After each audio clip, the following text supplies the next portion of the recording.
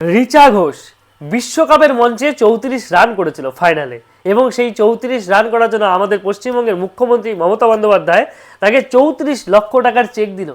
এবং যে মানে পশ্চিমবঙ্গের যে ক্রিকেট বোর্ড, পশ্চিমবঙ্গের যে ক্রিকেট অ্যাসোসিয়েশন আছে সিএবি, সেখান থেকে তাকে সোনার ব্যাট উপহার দিল। এছাড়াও সোনার চেন থেকে শুরু করে পশ্চিমবঙ্গ সরকারের তরফ থেকে সে ডিএসপি পদে, পুলিশের ডিএসপি পদে চাকরি পর্যন্ত পেয়েছে।